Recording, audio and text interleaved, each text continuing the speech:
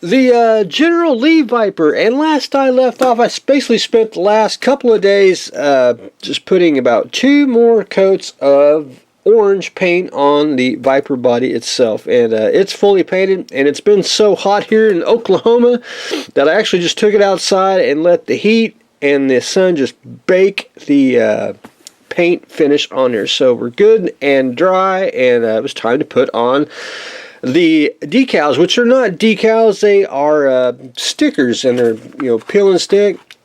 And I got the flag on. I got one side of the General Lee on, and the 01, the little little racing graphic in the back there. And I got to put the one license plate, which if you look real close, it says Hazard County. That's pretty darn slick. It's little things like that make modeling very, very fun. But I got to put the General Lee on the other side, and I got to go get another sharp number 11 blade. I got to trim off, if you can see it, it ain't too shiny here. Where the R and the A is, I got to trim the white out. They don't come out on the sheet, but anyway, that's not a big deal. Just need to get a sharp knife, cut out the R and A, and we'll be good to go. But anyway, I think it looks pretty darn slick. Anyway, once I get the decals on, I got to paint just a little bit of black, and that's actually the front grille here.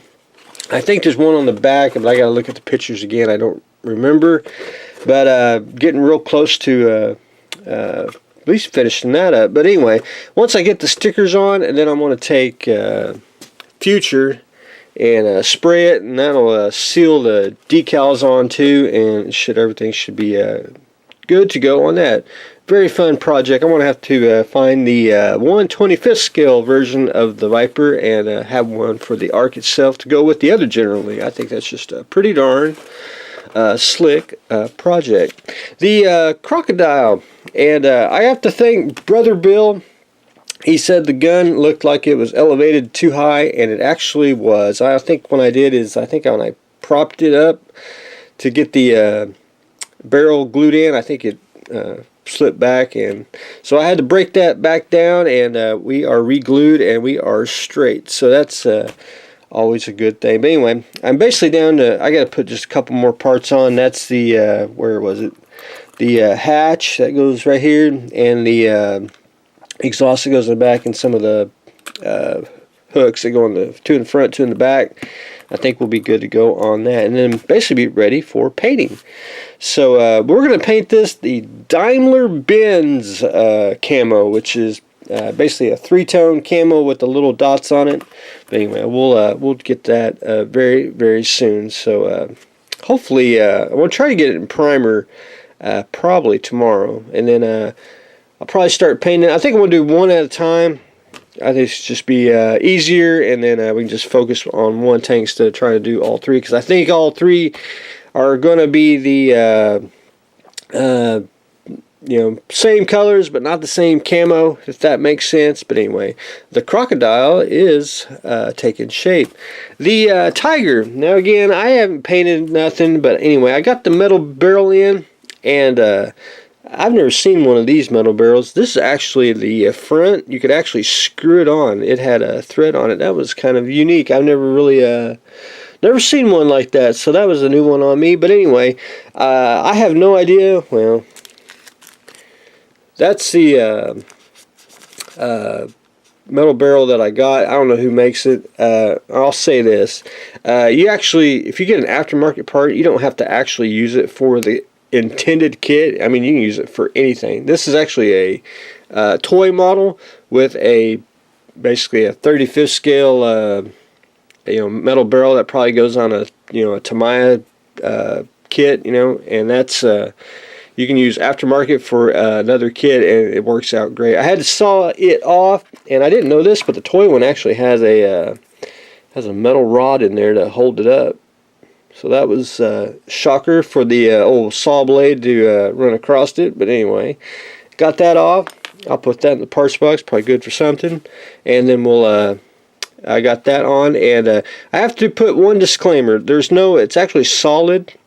There's really nothing to hold it on, and I actually just had to super glue it on. If it actually falls off, It's an easy fix because it'll be a very, very clean brake, and you just have to glue it back on. No big deal. And that's just if it breaks, and it's always a possibility. But I got to mention that for the tank. So I'm ready to paint the barrel, and then I want to start painting the little stuff, which I'm going to do this right after I do this video. So that's the game plan on that. One thing I am going to do, and I'm going to use the Tamiya dark yellow for the barrel and for this tank, but for the Krokodil, I wanted to try this. I want to try the Vallejo Surface Primer. This is the again, tiger yellow from Vallejo here. I've never tried it, and I think they said it's all ready to shoot out of the airbrush, so I can't wait to try it. I've been wanting to try that for a while, so we're gonna experiment on.